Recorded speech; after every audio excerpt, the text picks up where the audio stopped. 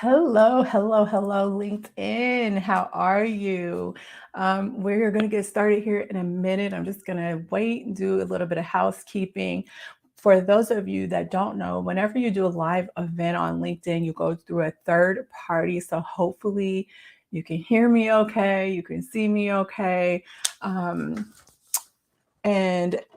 when you post comments, I will be able to see those okay, and my slides will work out okay, because this is my second time doing this. And every time I do this, inevitably, when I upload the slides to the third party in order to do this, they change a little bit in how they look. So let me just check down on LinkedIn. It looks like I can see myself on my own LinkedIn, but I'm not going to turn it up and see if I can hear myself, because that's going to cause an issue.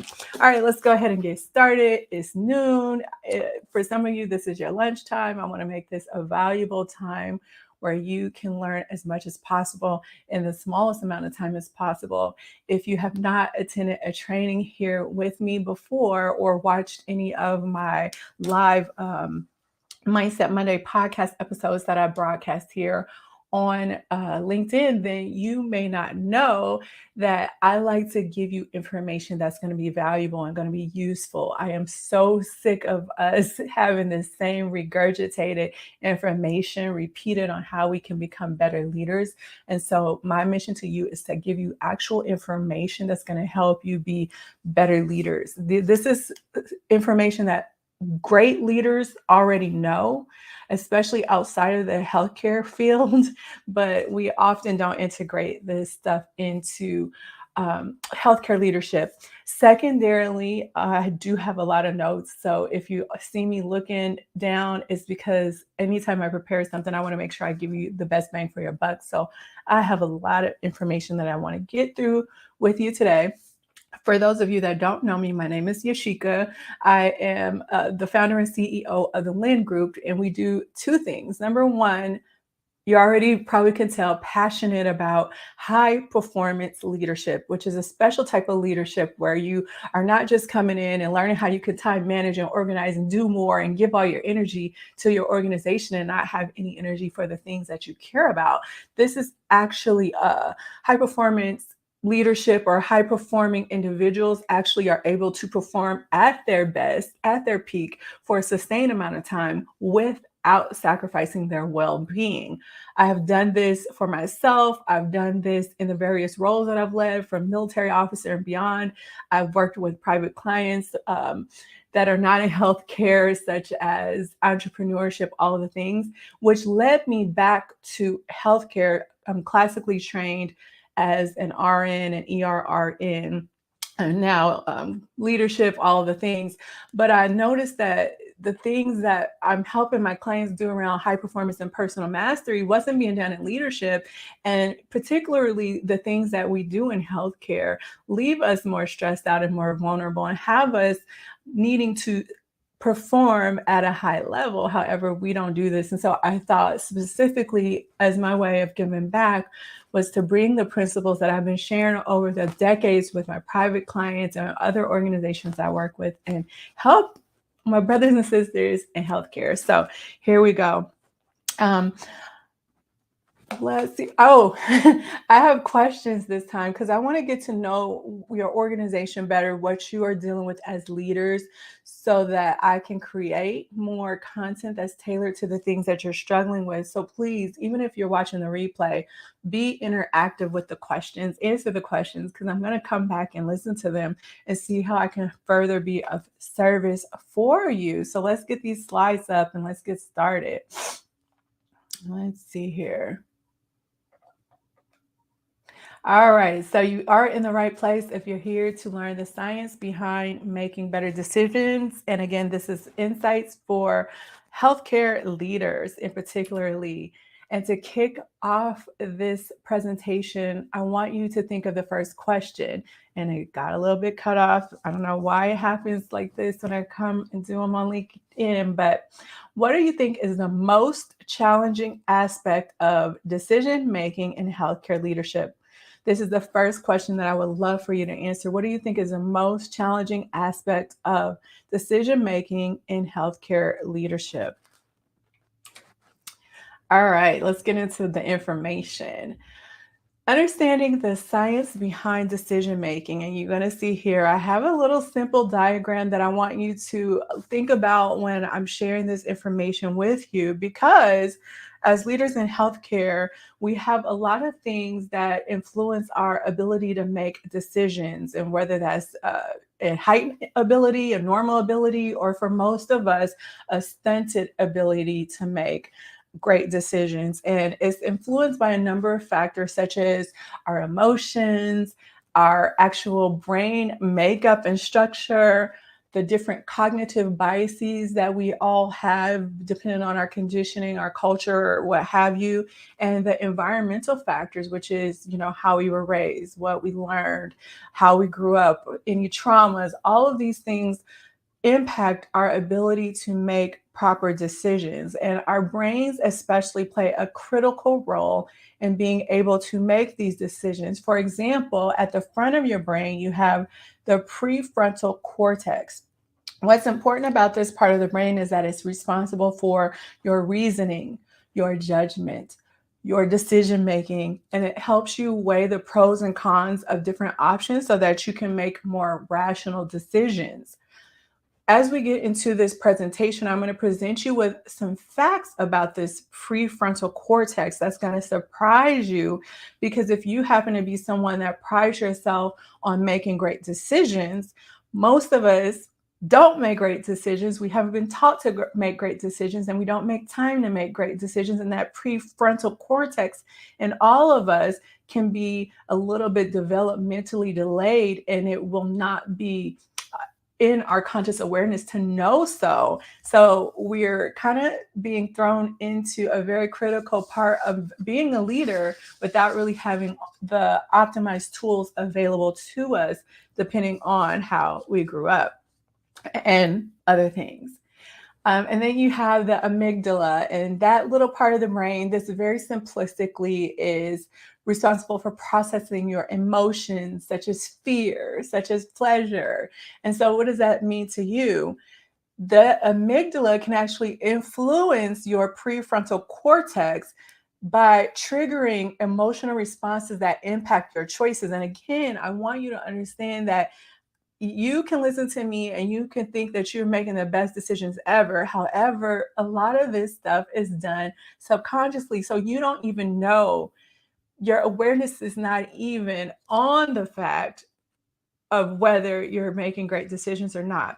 Side note, if you haven't attended any of my trainings, the things that I teach, the things that I coach, the things that I train on, don't just look at them in the context of your job, look at them in the context of your life, because the things that I'm teaching you can not only improve your career, but they can also change your personal life. So, anyway, that's that little part of your brain. And for every one of us and our experiences and our personality and all the things that we've been through, we're going to have different ways that we respond emotionally to things. And so that is going to impact our ability to be rational, whether we want to admit it or not. Also, in our brains, we have, and in our upbringing and our conditioning, we have these things called cognitive biases. And one of these is called confirmation bias. I want you to understand confirmation bias. And I'm going to prove a point to you where you really don't have control over, you don't have conscious control over how all of this wiring goes about when you're trying to make decisions, unless you are an intentional and deliberate person when it comes to making decisions. So, for confirmation bias, this is the most simplistic thing I can get you to think about. Um, if you went to go buy a car, right? And you wanted to buy this particular type of car. How many of you know that as soon as you think that you want this car or you bought this car, then everywhere you look, everywhere you turn, everybody has your car? That is an example of confirmation bias, which is our tendency to favor information that confirms a preconceived belief or a thing that we are subconsciously wired to pay attention to. You didn't consciously decide that you were going to weed out every single a car that was just like yours or like the car that you wanted. This was just an automatic process that your brain did and only filtered in information that it believed was relevant to you, such as cars that were similar to your car. So think about that. If you don't really have control over that, what else might you not have control over when it comes to the information that you are picking up and perceiving and is filtered into your aura when you are having to make decisions? This is very important because since I have now shown you that most of this stuff happens automatically, you can now understand that if you haven't been taught to critically think, if you haven't been taught to explore the way your subconscious rewiring works or the way your reticular activating system works, then you probably are not making as good of decisions as you could be if you could learn to do decision making different. If you're here with me live, go ahead and put a comment. What did you think about that? If you are watching the replay, I want to make sure that you understand this. I'm going to have time for questions at the end, but this is super powerful and super important to remember for you as a leader, for CEOs, for whoever is watching this. It doesn't matter if you think that you're making great decisions, if you haven't taken the time to understand and put processes in place in order to specifically cultivate decision making, critically thinking and decision making, then you probably are not getting the most out of your own self, out of your personal life, out of leaders, out of your team, out of your organization. It just filters beyond and it impacts our community.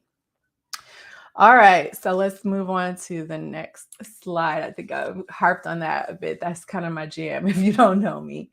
All right, so let's get into some evidence-based decision making in healthcare. Here's another question for you. Comment. If you're watching a replay, still comment. How often do you rely on evidence-based practices in your decision making process? I know when I went to school, we were always taught you need to make evidence-based decisions and data-driven decisions. However, when we actually get out and are starting to do our work and everything is fast and we got to make decisions about things that we've never done before or never had to deal with before, are we really making evidence-based decisions, and or are we adopting guidelines and protocols and just putting them into place and hoping for the best? Or are we just doing things the way that we've always done and don't really want to change? You have no idea how many times I've been called in to help organizations change their process. And at the initial start of that, most of the people in the organization or the department that I was helping didn't want me to be there, which is odd, right? Because if all of us have been taught to do evidence-based decision making in healthcare, then we would be more open to becoming more lean, becoming better, process improvements, all of the things. But people are so resistant to change. So comment and let me know about your organization and evidence-based practices. And even go take it a level deeper, even in your personal life, which I'm pretty sure just in my years of coaching, how often do you rely on evidence-based practices or objective decision making in your personal life as well? We need reliable data. We are growing in a field technologically, we are growing with data. Like we have infinite amounts of data, but don't really know how to use that data appropriately. There's a lot of research going on, and we need to be able to take all of this information that is available to us and use it in a meaningful way to inform our decisions and make sure that we're following best practices, not only in our philosophy and our approach as a leader. So, are you using evidence based decision making as the person that you show up as when you go to work to be a leader? And also how we make decisions within the role of being a leader. So to me, it's twofold. Who do you be and what do you do? And are we using this evidence-based decision making at both parts of those? Um, Again, we have a complex field. Things are evolving, practices, technologies, all of the things. And I want us to pay attention to this because by incorporating real scientific methods and research findings into our decision making, doing it for real, we can start to minimize some of those things that I talked about in the previous slide with the brain, where we have the biases.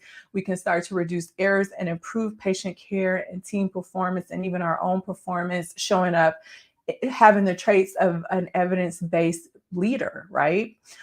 This is also important because instead of relying on what we used to do or stories, like we all have these stories about what we think is the best thing, and their personal stories and personal experiences and opinions, we can actually leverage useful information from the clinical trials, research studies, the data that we synthesize from our own databases, and quality improvement initiatives to actually help to guide our decisions. It enables us to evaluate also the effectiveness of the interventions that we do, right? Because we do a bunch of things, we have to move fast sometimes, but are we evaluating the things that we're implementing or changing through the lens of it being evidence based? Are we really assessing risks and benefits, true risks and true benefits, or identifying best practices? Or are we just blindly, and this is what I see most often, blindly integrating guidelines and protocols and then kind of hoping for the best, and then not really going back and getting the data, not our instincts, not our anecdotal stories, the actual data to see if what we're doing is making a difference. And if it's not, why not? If it is, how can we further improve? That type of thing. A lot of times if something is working, we don't want to fix it. So let's see if there's anything else I want you to know about evidence-based decision making, because I know that you're familiar with it. I think I'm going to talk about this here on the next slide, but I also want you to realize that evidence-based decision making and being able to eliminate the biases that I spoke of can also mean that within your organization or even within your personal life, instead of you relying on these faulty measures like your brain, and which is very faulty, and not sitting down and doing some evidence-based decision making, what you can do is start to adopt maybe what I would call algorithms, or maybe what I teach my clients in our coaching, decision making frameworks that you can apply to most decision making elements or things that you go through in your life on the day to day, so that you have a systematic approach that is evidence-based, data-driven, all the things, to the way that you approach the different decisions you have to make on a day-to-day basis. So you're not relying on your brain and on your emotions and your conditioning in order for you to make the decisions that you need to make on the day-to-day. So some strategies for making better decisions. I already mentioned that most of us tend to, and this is not a throwaway comment. This is actually research driven. It's been proven that most of us make decisions in the ways that I mentioned, which is the instinct, the intuition, the personal biases, taking mental shortcuts. A lot of us haven't been taught how to think. I mean, like, let me know if you've taken a class on actually to teach you how to think. So most of us don't even know how to think. So we take these mental shortcuts, and again, it leads to errors in judgment, especially if you are in complex and uncertain situations. And think about this. For some of you leaders, you've been thrown into situations that you haven't had to deal with in a very long time. You've also been thrown in situations that none of us have had to deal with ever. And things are continuing to change. And the trends say that they're going to continue to change, and our resources are going to continue to be stretched thin. And so we're going to have to be more innovative and creative. So all of these factors that are going to be thrown your way as a leader are going to continuously, if you're not a conscious decision maker, erode the integrity of your decision making, which is why I'm teaching you this information, so that you can learn to make better decisions from a scientific basis. It can be dangerous for you as a healthcare leader, for me as a healthcare leader, to just rely on the way that we've always done things, our brain, our mental shortcuts, our instincts, our biases, all of that, because you already know where that leads, right? we negatively impact the quality of the decisions that we make at every area, and it trickles down, it trickles out into your personal life, right? How are you making decisions in your personal life? And it also not only erodes the quality of the outcomes that we receive in these various areas of our life, but it also can lead to us missing out on opportunities for innovation and change. And I know that you probably, hopefully, you're not this person in your organization, but if you are, I'm calling you out. We have all, probably as leaders, for most of us, been in our career or our specialty for a while. And because we are experts in our chosen field, we often think that we're an expert in our chosen field. And so we know a lot. And while we do have a lot of knowledge, there's also a lot of information that's not even filtered into your consciousness based on the things that I've just taught you. So there's also a lot that you don't know that other people know because they have a different perspective, different emotional responses with their amygdala. They maybe have a different prefrontal cortex. And so it's also important to not dismiss or think you know more than somebody or think you know better than somebody in every single instance, because you're missing out on opportunities, opinions, suggestions for that innovation and improvement that I just spoke about. So, where you have growth and quality and patient care and lives at stake, you cannot afford to just coast in your position as a leader in healthcare or as anybody in healthcare. And so, here on this slide, you just are going to see some strategies that you can start to use to make better decisions. Of course, you want to make sure you gather and analyze the data. You also want to make sure that the data that you're gathering and analyzing is accurate. There are certain systems, electronic systems, that are better than others, right? Like, for instance, Epic is going to be better than, I once had to do some initiatives with an employee health system, and they use a different software outside of Epic that is very, very clunky. And so it was very hard to gather and analyze data to make these meaningful decisions. So also make sure that the data that you're getting is correct. Are your people inputting the data appropriately, accurately? Because remember, we all know things are only as good as the data. But gather and analyze the data that you receive.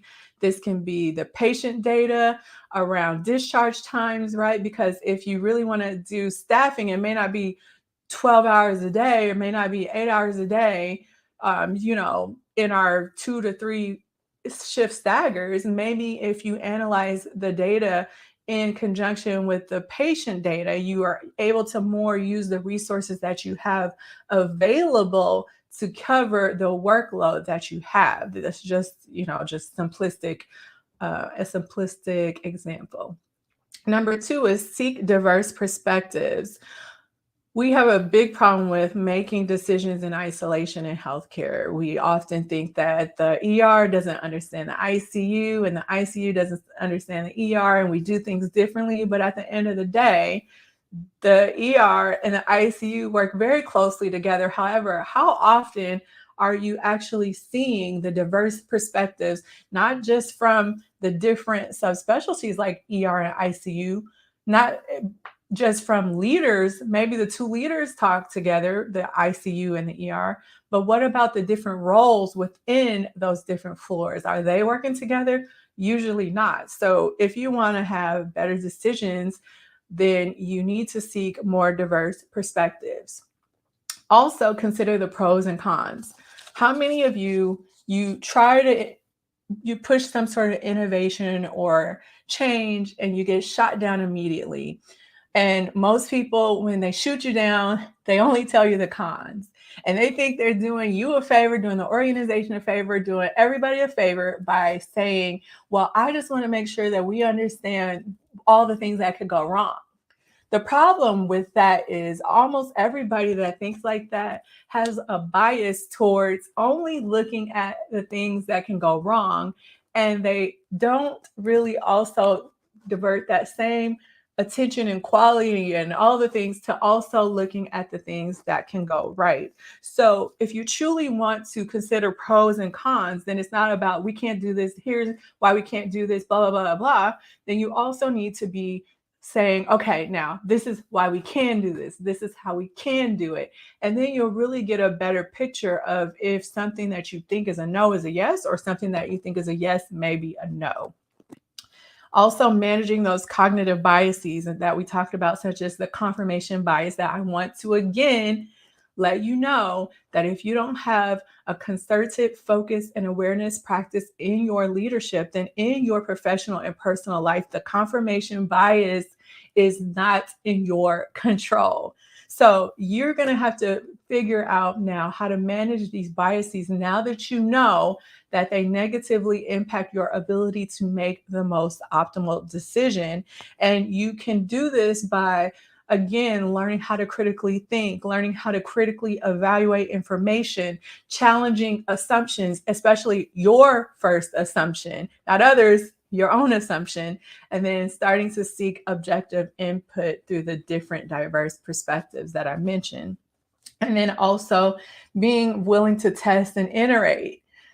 Again, I can't tell you how many times I come in and I'm not trying to change someone's department, but they get very defensive if outside help is brought in to help make things better, even though this outside help is there to help, is there to gather and analyze data and seek diverse perspectives and consider objectively the pros and cons. And they don't have the same cognitive biases that you and your department may have, but so they can come in with some different, fresh, innovative ideas, and they may not work, right? They may not be right, but to be open to testing and iterating, because what if it's right? What if, just like I was able to help one department in a matter of a week increase their productivity by 45% without increasing their perception of the work that they're doing? They were actually saving time and have more time to kind of stop and breathe through the work. But had they not been open to all of this process to, make things better, they would have still been working, spinning their wheels, getting stressed out, on the brink of burnout. So we have to not only, we all say that we do these things and we're open to these things, but rarely have I seen it in practice in most of the organizations that I go to help initially, I will say. All right, so collaborative decision making in healthcare. Here's another question for you. Leave a comment in the comment box. Again, if you're watching replays, still leave a comment. And my next question is, how often do you involve your team in decision making processes? And we all kind of know a lot about collaborative decision making, so I'm not going to talk a lot about this here, but it's just making sure that all relevant stakeholders are having a part of the decision making process. Now, the relevant stakeholders are going to be different depending on the decision that is being made. Sometimes you need a lot of people at the table. And you have more time to make sure everybody is heard. Sometimes we have to move quick in a hurry. Things are urgent. And so the more people at the table, the slower things tend to go. And sometimes we need to act fast. So you do need to do this appropriately. And you also need to think outside the box. It's not just the ICU problem, or it's not just a leadership problem. It may be nurses involved, there may be techs involved, there may be patients and their families that are impacted. It may be providers, it may be administrators that are involved. So you have to do a better job at recognizing what collaboration truly means, because no matter what, I think we all know that yes, we collaborate, but we could be a little bit more intentional about how we do it, and we could do it a little bit better by making sure we've assessed who really needs to sit at the table and what is the discussion that we really need to have to make the progress that we want to have. Also, effective communication, right? Active listening and the willingness to consider these diverse perspectives when we get all these different people at the table, instead of getting defensive, fighting each other, acting like we don't understand each other. That's the point. We don't understand each other. So we are going to have differing opinions. But at the end of the day, we still get more information and more perspectives out on the table so that we can then pick the things that we want to test and iterate. And then anticipating and managing decision-making challenges. So this is an area where I really want to go into some things that are going to help you anticipate and manage the challenges that I've spoken about. It's critical for you to be able to do this, especially now that if you're watching this, you have an awareness of it. And once you know better, then you got to do better, right? The top hospitals understand the importance for implementing best practices to mitigate decision-making challenges. So a lot of the things that I've talked about all tie into how you're going to anticipate and manage decision-making challenges. One of the things that we talked about on the last slide, the interdisciplinary teams are one way you can also mitigate decision-making challenges. But it's not just bringing together, like I said, clinicians or bringing together leaders. It's about making sure that the key people have a seat at the table. And on a smaller scale, as a healthcare leader, so say you're not at this big table trying to get everybody to move toward one common goal, you can also implement a similar strategy in smaller doses by forming cross-functional teams within your department, which is bringing together individuals with different perspectives and areas of expertise so that you can get a more comprehensive approach to decision making. So it means the, what I don't know what everybody calls it, but let's say the people that the administrative support for the department collaborating with the nursing so that you can understand better how to change your workflows or change your flow or your patient flows. Oftentimes we make a lot of decisions and then the people that are the administrative support for a certain department are the last people to find out, even though they are some of the first people that are often coming into contact with your patients or with the workflow that you have in place. So it means cross-functionally bringing these type of people together within your own department to make more collaborative decisions within your department. And it also, again, because everybody has these different perspectives, they're able to point out these blind spots and help you minimize the things that you don't have control over, the cognitive biases. Another thing that you can do to promote a culture of continuous learning and improvement, or no, the one thing that you can do is also promote a culture of continuous improvement. When I was in Seattle, Virginia Mason was known for promoting a culture of continuous improvement. A lot of us, again, say that we want to have a culture of continuous improvement, but yet when we start to do experiments and test and iterate and talk about data, everybody gets up in arms, they roll their eyes, they don't want to change, they don't want to do the work.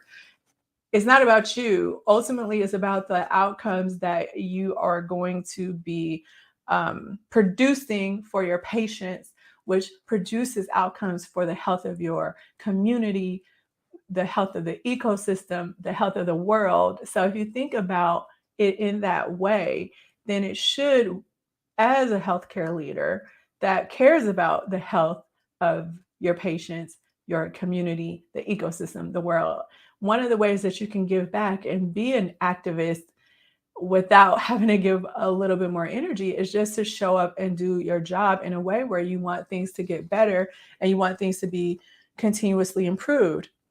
Same for leaders. Are you offering training like the one that I'm giving you here to the people in your organization so that they understand their limitations and they're able to learn how to transcend their limitations to be a better leader, to be a better tech, to be a better doctor, a better nurse, whatever, in order to ultimately make the whole organization better. A lot of times we just want to put the letters behind our name just so we can say we got this certificate, this certification. Or a lot of times we will continue to go to school and learn theory and principle. But I'm asking you to take it deeper and actually do have a culture of continuous improvement and change. And that's teaching your leaders how to think, teaching your leaders how to actually take an idea, implement it through the looking at the data, and then test and iterate all the things I showed you on a couple of slides back. That's what this is all about. And if you really want to elevate your practice as a leader, the practice of your organization as a whole, then I'm going to encourage you to take these lessons like these into your team and start to teach them how to actually implement continuous learning and improvement. Enhanced decision-making skills. This is another question I want you to answer. I gave you some options this time to make it a little bit easy for you. So knowing what you know now, how do you currently approach decision-making in your organization? Do you have a data-driven approach? And I'm not just talking about like fake data. I'm talking about you really get into some meaningful, accurate data and you use it to help drive your decision making. Do you guys use gut feelings or your intuition or impulsive? We've always kind of done it this way. This is how we're going to start doing it. And if it doesn't work, we'll figure it out along the way. C is a collaborative, more team-based approach. And if you don't use any of those and you do something else in your organization, please leave a comment because I would love to know how you make decisions in your organization. This is it's probably my most favorite part of this presentation because if you didn't think that the confirmation biases thing blew your mind, meaning that you don't have conscious control over this decision making if you're not being intentional and deliberate when you go into making a decision through a systematic approach, then I want you to pay attention to what I'm going to tell you next, because this is something that just compounds the fact that you're probably not getting the most out of life. You're probably not getting the most out of your practice as a leader, the people you lead in your organization, if you don't understand this. Some people are born with exceptional decision-making skills, while others of us struggle with making even the most basic choices. And a lot of this has to do with upbringing and conditioning, but I want to talk to you about that prefrontal cortex, because remember I told you at the beginning I was going to come back to that. So the prefrontal cortex that's located in the front of your brain, that is responsible for the decision making, the reasoning, the problem solving, all the things.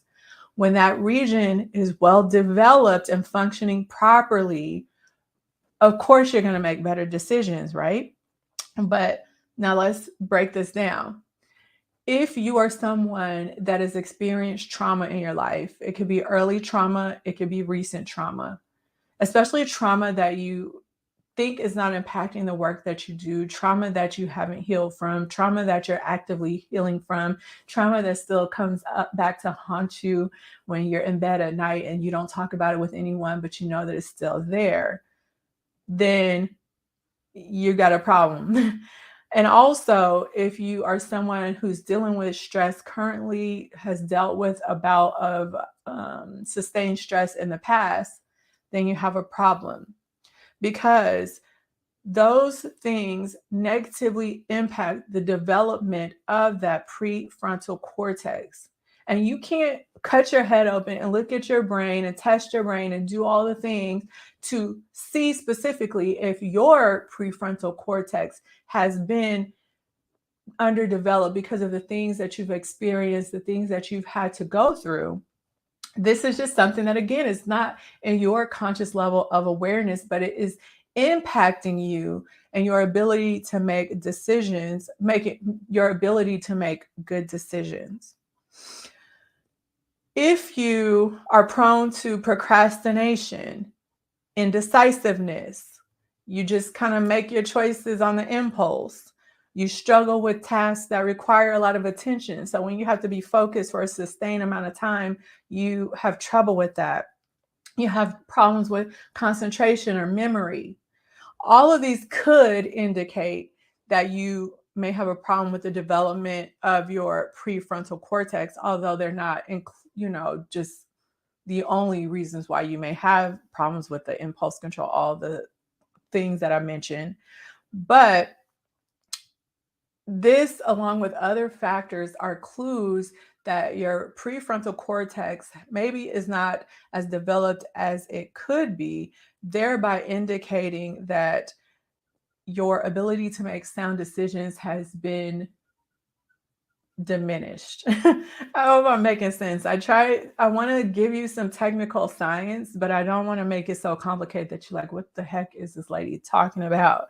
So, if you've dealt poorly with stress, if you've dealt poorly with trauma, if you've had things happen in your upbringing or are dealing with things now, then you need to understand that even if you think that when you come into the door to do your work that you're game on and you're doing a good job, your ability to optimize your decision making is still hindered. And the reason why you won't have a conscious awareness of the fact that you aren't making the most optimal decisions because again, it's just not in your awareness because of that underdevelopment or that assault on that prefrontal cortex. So what can you do? Like, let's say, first of all, you need to deal with your stress, right? And you need to deal with your trauma. But then there's some other things that you can do in order to start to redevelop or strengthen your prefrontal cortex decision making muscles. And I have a few things that I wanted to share with you. Again, if you're a leader in a position where you can start to implement training like this for your leaders, for your teams, then you want to start to bring this type of specific decision making training into your organization because some of the top organizations that are doing well with some of the things that I'm mentioning and the best practices that I'm mentioning spend money on specific high performance leadership training, specifically with a focus on some sort of decision making training. So make sure that you are bringing training and practice that actually will help the staff in your organization enhance their decision making skills, regardless of wherever they're starting with when it comes to their confirmation biases, anchoring biases, their prefrontal cortex, what have you. Because you can build your team at point zero and then kind of build that up and strengthen everybody so that they're clicking along on the same page. The best practices for these are not going to be these little click and you get a little PowerPoint kind of like we have here, and you just click through and then you do a little quiz at the end. No, that's not how you do it.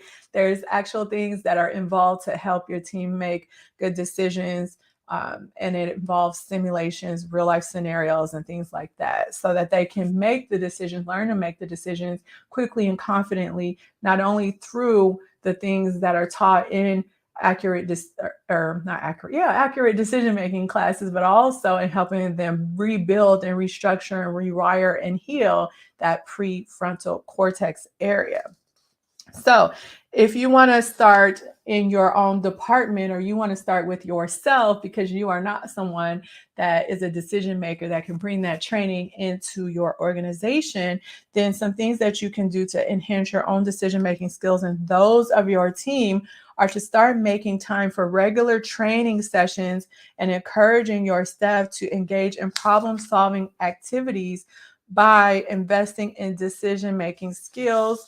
And so for you, maybe you have to create real life situations and simulations where you put yourself through like drills and then look at what some of the top organizations are doing or the evidence is saying is the right answer. So don't look at the evidence until after you've practiced the simulation or the drill, and then do some reflection after you have compared your decision with the right decision on where that gap may be. And you'll start to learn different perspectives. You'll start to strengthen your decision making. You'll start to strengthen those brain structures that may be underdeveloped or underutilized.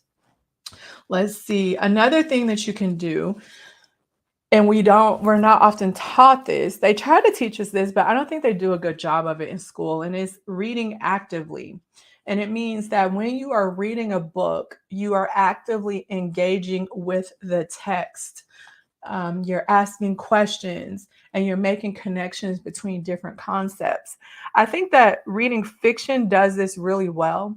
But if you're trying to grow and you're trying to take processes that are going to help you improve as a leader and improve your organization and outcomes, then it's probably going to be more nonfiction. And so when we read nonfiction, we have this ability to take what we read and we kind of just kind of implement it or go with our first impression instead of taking the time to reflect on what we've read and ask ourselves questions about how it can also apply to different things, how you agree with it, do you not agree with it. And this is the thing that I teach my clients that we often overlook: context, right? Pulling different contextual elements from different parts of your life. How might art theory apply to a decision that you have to make or the book that you're reading? How might philosophy apply to whatever you're reading, or psychology, or I don't know, health and wellness apply? So start to make connections through this active reading process on how different concepts, even between what you're reading and what's already out there, can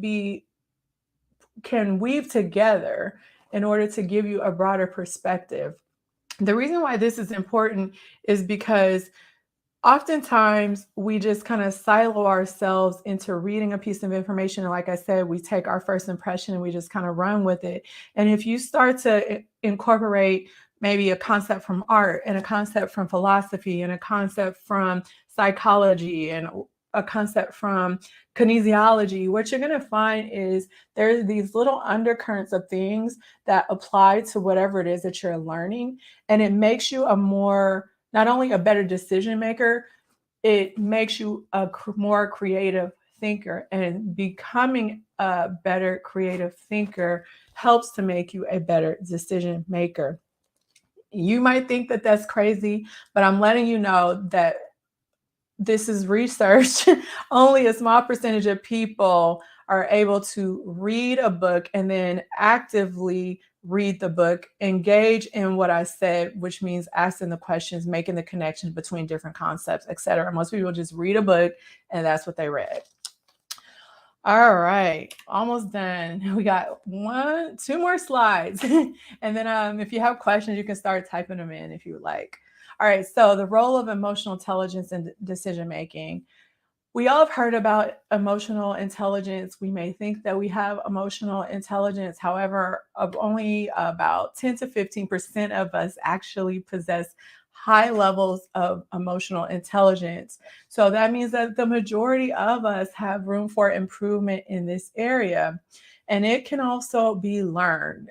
You don't have to be an emotional person to have emotional intelligence. I'm not emotional at all, but I can still read a room. So, emotional intelligence is a crucial aspect of effective decision making in healthcare because it helps you recognize and manage your own emotions so that you can navigate complex situations and make decisions that are in the best interest of whoever it is, the key stakeholders. This is important. Go back to the beginning of this talk where we talked about the amygdala and how it causes these emotional responses that cloud our decision making. So, what you need to do is learn how to have an intermediary between the amygdala and that prefrontal cortex. Because, again, for some of us, this response based on the thoughts and beliefs that we grew up with that causes this emotional response is going to be different. But for some of us, it's going to be stronger, it's going to be better, it's going to be worse, what have you. And when you adopt emotional intelligence into decision making and into your practice as a leader, both personally and professionally, you are able to recognize those emotions that you have and you can manage them better so that they don't get in the way of the decision making like they usually do. So that's the number one thing that you need to know. And emotional intelligence also helps you understand other people's emotions, which can help you to build stronger relationships, foster more collaboration, more trust, all the things that are needed to actually sit down and have the conversations that are needed to make the great decisions that I mentioned, especially when we're dealing with teams that need to be interdisciplinary or cross-functionally integrated to make these decisions. And last slide and last question. What are the biggest challenges you face in making decisions in your healthcare organization? What are the biggest challenges you face in making decisions in your healthcare organization? Do you think you don't have enough time? You have a lack of reliable data? You have conflicting priorities? There's a lot of uncertainty or ambiguity. And I'm going to add another one. You could say other if yours is not on the list, but I also would like to say the limited training and resources, because now that you know all these things that get in the way of making great decisions and the terrible blind spots that we have in our ability to make great decisions, then you now know that it may not be any of these things on the list. It may just be the inherent skill level and the tension placed on adequate decision making on the healthcare teams, or even yourself. Maybe you've never had a training like this before. You have to recognize that you face a lot of challenges on a daily basis. And so overcoming this challenge is just one of the challenges that you face. I've given you some food for thought. I've given you a few resources that you can start to put in place to help you to navigate these. But you have to understand that probably the number one thing that you need is the training, right? You need the training, the awareness of what it takes to not only recognize what decision making is and how it works scientifically, but now also how to overcome these challenges in your team, in your leadership, in your practice, in your personal life. And so that's where people like me come in. As a high performance coach, part of me teaching you how to perform optimally is how to perform optimally mind, body, and soul. So it's not just showing up as at your peak for work, going through this subconscious work that you need to go through to clear all of that stress and clear some of that trauma so that you can operate at peak. Getting the rest that you need, learning how to add an element of personal mastery practice into your personal life so that you're not just giving your all to work and all the things. You also are creating that time and space for yourself that is restorative. So you have different elements of your life that are important to you that allow you to be a better person, to be a better leader, to be a better all of the things. My coaching, my mentoring programs, things like this that I come in and can teach you, can teach leaders in your organization, are going to be the key for you to actually be the type of organization or be the type of person that doesn't say we're the best or we want things to change, but to actually recognize that it doesn't matter how good we say we are. It doesn't matter how good we think we're doing personally, professionally, as an organization. The data still shows that in about 80 to 90% of instances, we're still not hitting the mark. You're probably still not hitting the mark where you want to be in life. You're probably still not hitting the mark with your team. You're probably still not hitting the mark in the potential that your organization could realize. So I just wanted to leave that little bug in your ear that if you like what you hear on this presentation today, or you start to come into my world and listen to all the trainings and the podcasts and all the things, and you find that you want help personally or professionally, just make sure that you reach out to me. Oftentimes, if I'm not on a project, I do have space available to come and work with you, work with your team, or work with you on more private things that you want specific help in overcoming. And with that being said, are there any questions? I'm going to look on LinkedIn just for a second. Oh, I don't think I can look. Uh-oh, let me turn that down. All right. I don't think there are any questions. There is a slight delay. I do see that I do have some of you live listening in. I would love it if you could just, I don't know, leave a heart, leave something, leave a like, just so I know that you understood, you liked what you heard. If you want to come back and answer questions, you can. And again, as always, if you want to reach out to me, then you can email me. My email address is yashika@thelindgroupllc.com.